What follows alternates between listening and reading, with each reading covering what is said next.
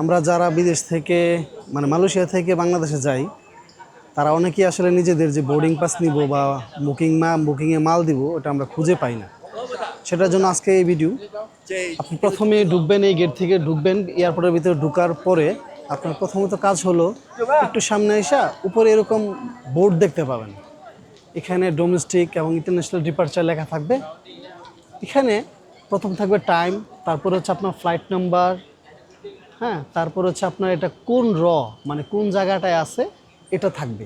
এটা আপনি দেখবেন। আপনার ফ্লাইট নাম্বারটা সবসময় মনে রাখবেন, আপনার টিকিটের মধ্যে থাকবে ফ্লাইট নাম্বার।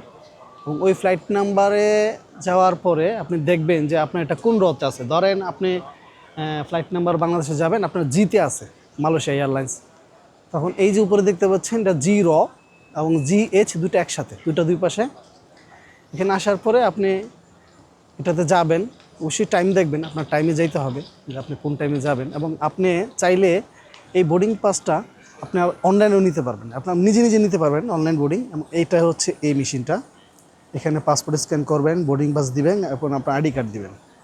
দেওয়ার পরে এখান থেকে আপনি নিজেই বোর্ডিং পাস নিতে পারবেন। যে এয়ারলাইন্সে আপনি থাকবেন ওই এয়ারলাইন্সে আপনি বোর্ডিং পাস নিজে নিজে নিতে পারবেন। তারপরে হচ্ছে ধরেন আপনি আপনি যদি ওইটা না বুঝেন যে না আমি এটা নিতে পারছি না, বা আমি বুঝতে পারছি না, বা আমি ইংলিশটা পারি না, বা আমি মালয় ভাষা পারি না, তখন আপনি আপনার যে এই যে স্ক্রিনগুলো দেখতে পাচ্ছেন উপরে, স্ক্রিনগুলোতে এই যে মালয়েশিয়া এয়ারলাইন্স ইন্টারন্যাশনাল চেকিং এটা লেখা থাকবে। এটাতে খেয়াল করবেন যে এটা কোন এয়ারলাইন্স।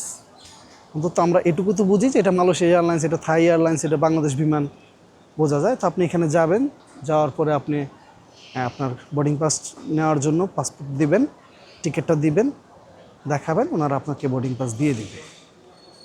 ঠিক আছে।